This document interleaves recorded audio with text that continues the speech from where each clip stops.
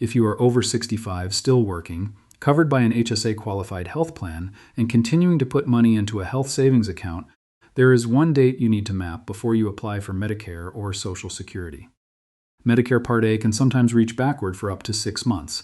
That retroactive coverage can turn HSA deposits you thought were allowed into excess contributions. This does not mean Medicare always goes back exactly 6 months, and it does not mean everyone over 65 has an HSA problem. This warning is mainly for people who delayed Medicare while working, remained eligible to contribute to an HSA, and later apply for premium-free Part A or Social Security benefits after age 65. Stay with me, because I am going to show you where the dates collide, why employer money counts too, and what steps to take if the contributions have already happened. Let us start with the central problem.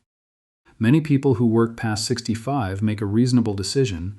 They keep their employer health coverage. They stay in a high-deductible health plan. They keep contributing to an HSA through payroll. Their employer may add money too. They delay Medicare Part B because they have qualifying coverage through current employment. So far, that may sound organized. Then retirement gets closer. They apply for Social Security, Medicare, or both. They assume Medicare will begin around the application date. But premium-free Medicare Part A may begin retroactively up to 6 months before the month of application, as long as coverage is not pushed back before the person was first eligible for Medicare. That backward effective date is where the tax problem begins. Under the HSA rules, your contribution limit becomes 0 beginning with the first month you are enrolled in Medicare. The IRS says this also applies to retroactive Medicare coverage. If Part A is backdated, your HSA eligibility must be reconsidered using the backdated Medicare effective date, not simply the day you submitted the application. Let me say that plainly. The date you apply is not always the date that controls your HSA eligibility. The Medicare effective date can be earlier. If you appreciate explanations that connect Medicare, Social Security, payroll, and retirement taxes in plain English, subscribe to the channel. These systems often overlap, and knowing where they overlap can prevent an expensive paperwork mistake. Mistake number 1 is assuming that delaying Part B protects your HSA. Employer coverage can sometimes allow you to delay Part B without a late enrollment penalty. But Part B is not the only issue. If you become enrolled in premium-free Part A, you are enrolled in Medicare, and HSA contributions generally must stop. You can still keep the HSA. The money already in it does not disappear. You may continue using HSA funds for qualified medical expenses, and Medicare enrollment does not force you to empty or close the account. The restriction is on new contributions. That distinction matters. Some people hear you cannot contribute after Medicare and think they will lose the account itself. That is not the rule. The HSA can remain yours. What changes is your eligibility to put new money into it. Mistake number 2 is forgetting that a Social Security application can trigger the Medicare issue. A person may not think of a Social Security retirement application as a Medicare decision. But starting Social Security benefits at age 65 or older generally brings premium-free Part A enrollment with it. For someone applying after 65, Part A may begin up to 6 months before the application month. That means a worker could be focused on choosing a Social Security start date while payroll is still sending HSA money every pay period. The retirement benefit application and the HSA contribution schedule may be moving on 2 separate tracks, even though they can collide for tax purposes. This is why Medicare advises people with an HSA to stop both their own and their employer's HSA contributions 6 months before retiring or applying for Social Security or railroad retirement benefits. Notice the wording, your contributions and your employer's contributions. Mistake number 3 is stopping only the employee deduction. Many workers log into payroll and turn off the amount coming out of their own paycheck. They assume the problem is solved. But the HSA contribution limit includes employer contributions too. That includes money the company adds as a benefit. It can also include amounts sent through payroll under a salary reduction arrangement. The important point is simple. Money entering the HSA through work must be reviewed, even when it might not feel like money you personally deposited. So when you speak with payroll or human resources, do not ask only, "Can you stop my deduction?" Ask this instead. On what date will all HSA contributions connected to my employment stop, including my payroll election and any employer contribution? Then ask whether any additional deposit is scheduled at the end of the month, quarter, or year. And ask for confirmation in writing if possible. A verbal promise may not tell you when the final deposit will actually post to the account. Now let us walk through a simple timeline.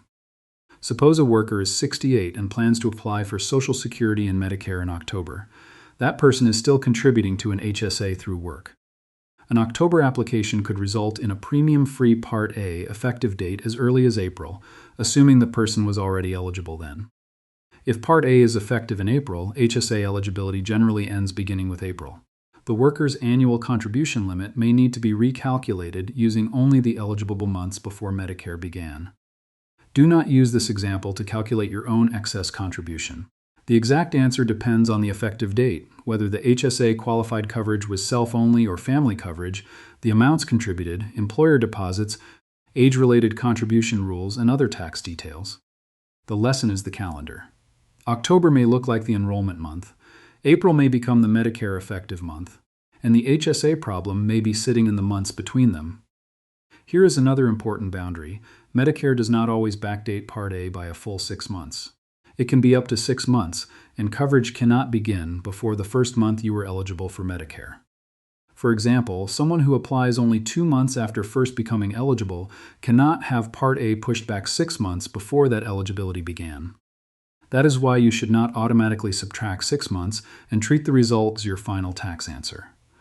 The 6-month period is a planning buffer. The actual Part A effective date is the date that ultimately matters. Mistake number 4 is choosing a Social Security filing date without putting payroll, Medicare, and the HSA on one timeline. Before applying, write down 4 dates. First, the month you expect to apply for Social Security, Medicare, or railroad retirement benefits. Second, the earliest possible premium-free Part A effective month. Third, the date your final employee HSA contribution will post. Fourth, the date your employer's final HSA contribution will post. Those last 2 dates may not be the same.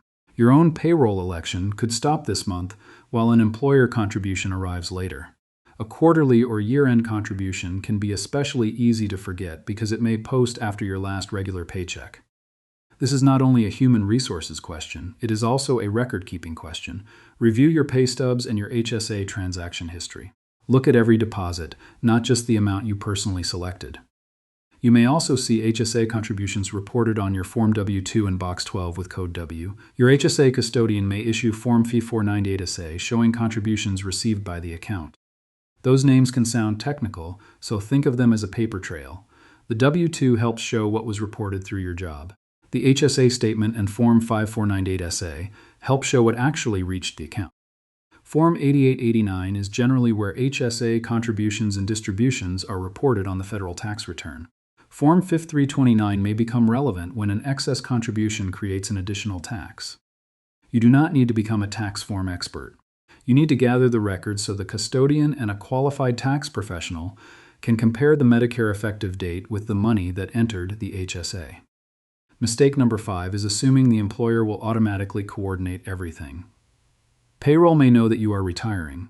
The benefits department may know that your health coverage is ending. Social Security may process your retirement application. Medicare may establish a retroactive Part A date. Your HSA custodian may receive deposits. But no single one of those organizations should be assumed to have the entire picture in time to prevent the mistake. You have to connect the dates.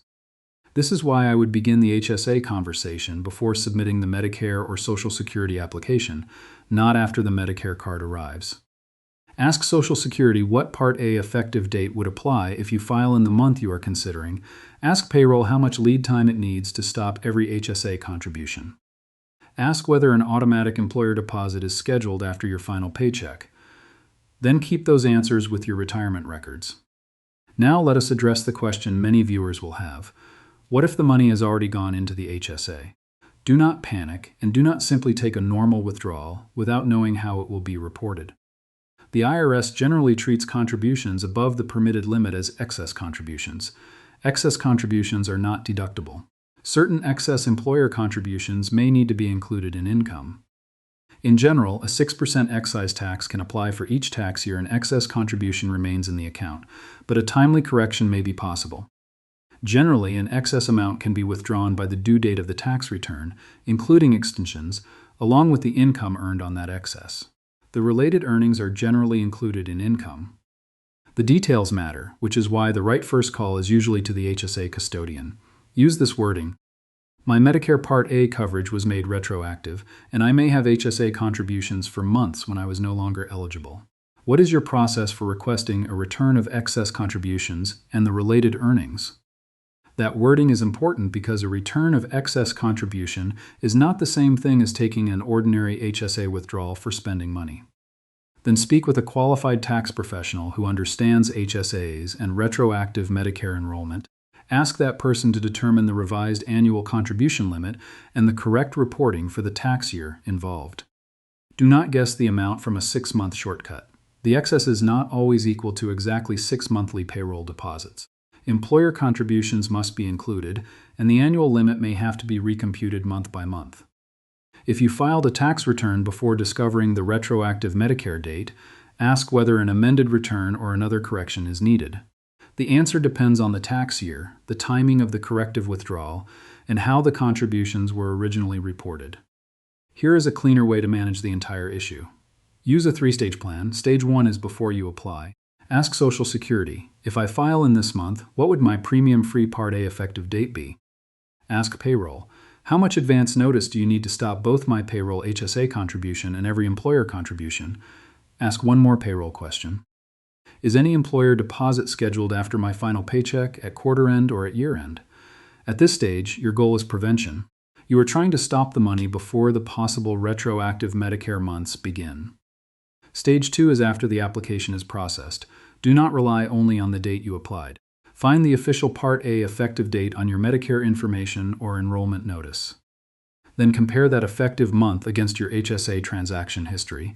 Mark every contribution that posted on or after the first month of Medicare enrollment. Separate employee amounts from employer amounts, but include both in the review. At this stage, your goal is verification. You are replacing an estimate with the actual effective date. Stage 3 applies if a possible excess is found. Call the HSA custodian and ask specifically for its excess contribution correction procedure. Ask what form it requires, how it calculates related earnings, how the correction will be coded, and what tax document it will issue. Then take the Medicare effective date notice, payroll records, HSA statements, W-2 information, and any prior tax return to a qualified tax professional. At this stage, your goal is correction. Do not improvise a withdrawal and hope the tax reporting works itself out. Now let me answer 4 practical questions without repeating the entire checklist. I am 67 and still working. When should I stop? Start with the month you expect to file and use 6 months as a planning buffer, not as your final tax calculation. Ask Social Security what Part A effective date would result from that filing month. Then ask Payroll how much lead time it needs to stop both employee and employer deposits. Your planned stop date needs to account for both answers before you submit the application. Does employer money count? Yes. But the practical trap is not only the amount. It is the posting date. Employer money may arrive after your last paycheck, at the end of a quarter, or at the end of the year. Ask Payroll for the date and amount of every remaining scheduled deposit and compare that information with the actual HSA transaction history. Can I fix an excess contribution? A correction path may be available, especially when the issue is handled promptly. But the custodian generally needs to process it as a return of excess contribution, with related earnings when required, rather than as a normal withdrawal. Ask what form the custodian uses, how the transaction will be coded, and what tax document it will issue. Then have a qualified tax professional determine the revised contribution limit and reporting. What if I already have Medicare Part A and payroll is still contributing? Tell Payroll to stop future deposits promptly. Confirm the official Part A effective date. Identify every contribution that posted on or after the first Medicare month. Then contact the HSA custodian before moving money. The order is simple: stop, document, and correct. Do not close the HSA just because you enrolled in Medicare, and do not assume the money already in the account has been lost. The immediate issue is contribution eligibility, not ownership of the account. So remember this simple formula: 3 dates, the application date, the Part A effective date, and the final HSA deposit date. 2 sources of contributions, your money and your employer's money. 1 correction path, the HSA custodian's excess contribution process, coordinated with qualified tax help. And remember the most important boundary. This is not a reason for everyone to delay Medicare or Social Security. Those decisions involve health coverage, enrollment periods, possible late penalties, retirement income, and personal circumstances. The point is to coordinate the decisions before the dates collide. Medicare, Social Security, payroll, and the IRS may each be following their own rules correctly. The expensive mistake happens when no one puts all four systems on the same calendar. If you help a spouse, parent, coworker, or older relative who is still working after 65, share this with them before they submit a Medicare or Social Security application. And if you leave a comment, never post a Social Security number, Medicare number, tax form, account number, or private document. Subscribe for more plain English Medicare, Social Security, and retirement tax alerts. The rule is complicated, but the planning message is simple. Map the effective date, stop every contribution early enough, verify the records, and use the proper correction process if the dates already overlapped.